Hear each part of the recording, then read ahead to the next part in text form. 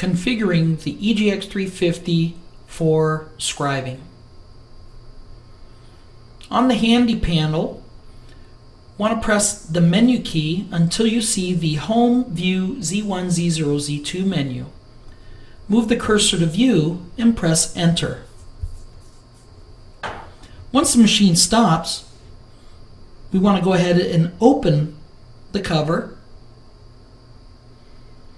and we want to install the supplied AS10 sheet to the lower left corner of the engraving table.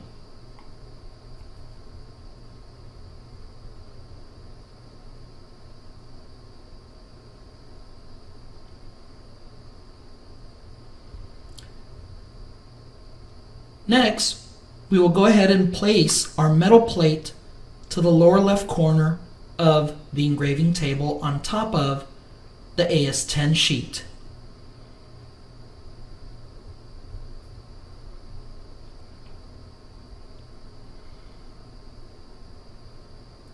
At this point, we'll close the cover and move the cursor to the home position and press the Enter key.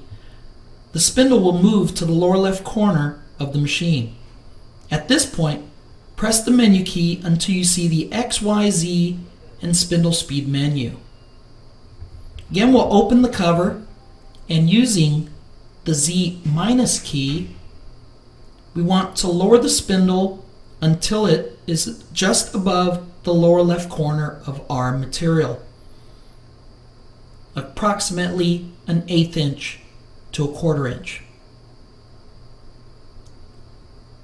Then, using the arrow keys, we want to move the spindle over the corner of the material.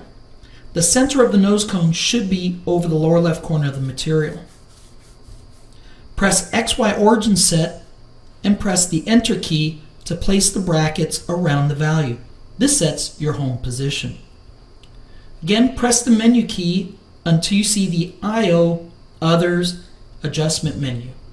We want to arrow over to Others and hit Enter. For revolution, we want to move the cursor to off and press Enter. Press the menu key to Auto Z control, move the cursor to on, and press Enter. The display will read Set Lock Lever to position 1 or 2. On the right side of the spindle, we want to press the button in and down to set the lever to 1. This will float the spindle freely.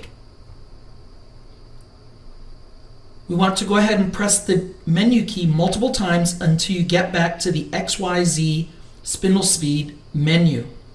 This we refer to as the default menu. Now, using the arrow keys, we want to move the nose cone above the material to a flat area away from the corner.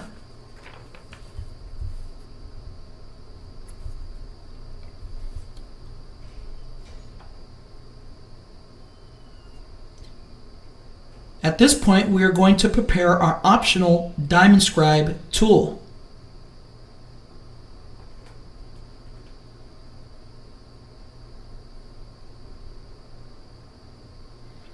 Using our supplied hex wrench, we want to loosen the nut on the brass knob, and we will insert the optional Diamond Scribe tool from the top until it touches the material. Then we will go ahead and tighten the screw on the brass cutter knob.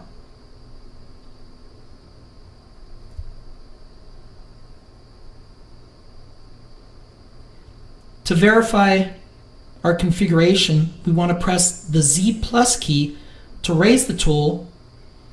Then we will press the Z minus key and continue holding it until we see the asterisk next to the Z auto. This indicates that the machine found the surface. Go ahead and press the Z plus to clear the material. At this point, we can close the cover and press the menu key until you see the Home, View, Z1, Z0, Z2 menu. With the cursor on Home, press the Enter key. Now we're ready to engrave. Once the EGX 350 has been configured for diamond scribing, we will now configure Roland Engrave Studio to engrave. For this project, we will scribe an 80 by 80 millimeter metal plate. So what we'll do is go ahead and launch Roland Engrave Studio.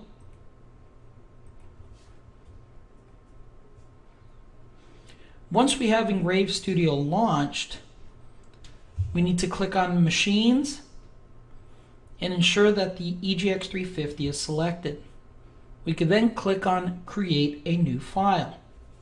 First thing we want to do is set our units.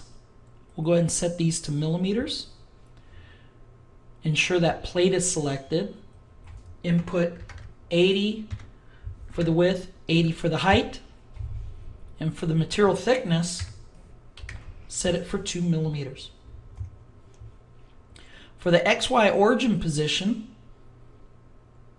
we want to set it for the lower left-hand corner. You want to ensure that Use Origin Offset is unchecked. Then go ahead and click OK. Want to go ahead and click File and Import. We're going to import an Adobe Illustrator file. We can also import EPSs as well. Once we import the file, we can select it. And under the Align Vectors, we can select Center in Material. We can go ahead and resize the graphic. And if you hold the Shift key down, it'll keep it proportional to our screen.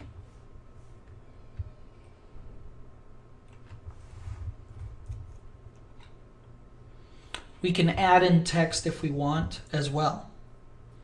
Now once we have the file set up and centered, now we can add our toolpath to the graphic. We want to go ahead and sweep select the graphic to have it selected.